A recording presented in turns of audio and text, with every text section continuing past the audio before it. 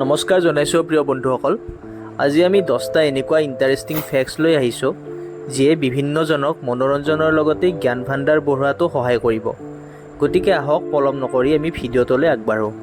Number 1, বৈদ্যুতিক চকী অৰ্থাৎ ইলেক্ট্ৰিক চেয়াৰ আৱিষ্কাৰ কৰিছিল এজন দন্ত চিকিৎসকে। তেওঁৰ নাম হৈছে আলফ্ৰেড পৰ্টাৰ চাউথউইক। ইলেক্ট্ৰিক চেয়াৰ ব্যৱহাৰ কৰা হয় মানুহক মৃত্যুদণ্ড দিবলৈ। 2 নম্বৰ ফেক্টত এছিয়া মহাদেশৰ এখন দেশৰ বিষয়ে ক'বলৈ ওলাইছোঁ। এই দেশখন 7,641টা দ্বীপৰ সমষ্টি। দেশখন হৈছে ফিলিপাইন। ইয়াৰ ৰাজধানী মেনিলা আৰু ই 3 লাখ বৰ্গ কিলোমিটাৰ পৰ্যন্ত বিস্তৃত।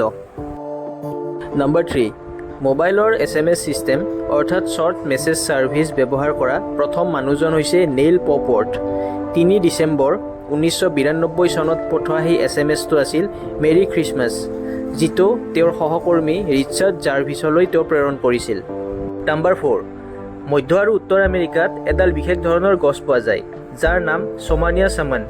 এই গছবিধক ৰেইনট্ৰি বুলিও কোৱা হয়। ইয়াৰ কাৰণ হ'ল এই গছবিধে বৰষুণৰ পানী ধৰি ৰাখি পিছত এৰি দিব পাৰে আৰু এনেকুৱা লাগে যেন গছজোপাৰ পৰা বৰষুণ পৰি আছে।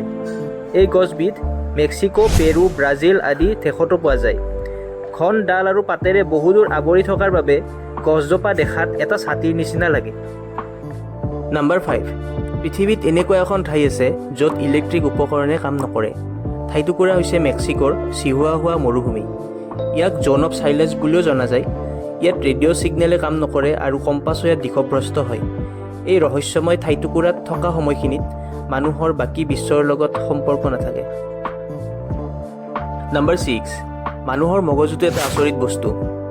মানুহৰ মগজুৱে 23 ৱাট পৰ্যন্ত শক্তি উৎপন্ন কৰিব পাৰে, যিখিনি শক্তিৰে এটা ইলেক্ট্ৰিক বাল্ব জ্বলিব পাৰে।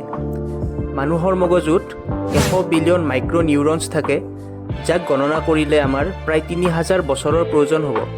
নম্বৰ 7, ভাৰত এখন বহুভাষিক দেশ। ভাৰতৰ অফিচিয়েল লেংগুৱেজ হৈছে হিন্দী আৰু ইংলিছ। তথাপিও এইটো এটা ফেক্ট যে ইংৰাজী কোৱা মানুহৰ ক্ষেত্ৰত পৃথিৱীৰ ভিতৰত ভাৰতৰ স্থান হৈছে দ্বিতীয়। প্ৰথম হৈছে আমেৰিকা। আমেৰিকাত প্ৰায় 30.6 কোটি আৰু ভাৰতত প্ৰায় 26.5 কোটি মানুহে ইংৰাজী কয়।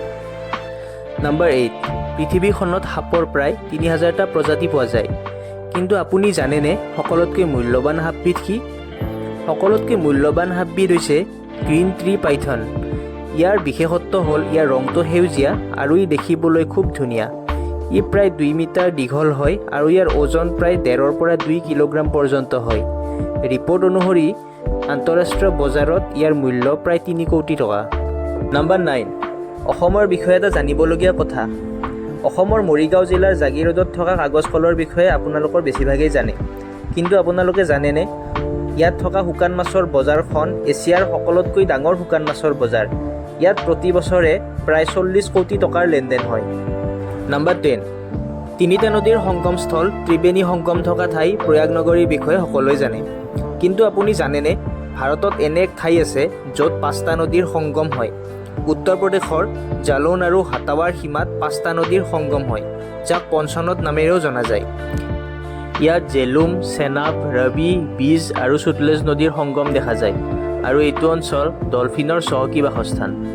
ভিডিঅ'টো চাই ভাল পালে লাইক, কমেণ্ট আৰু শ্বেয়াৰ কৰিব। ধন্যবাদ।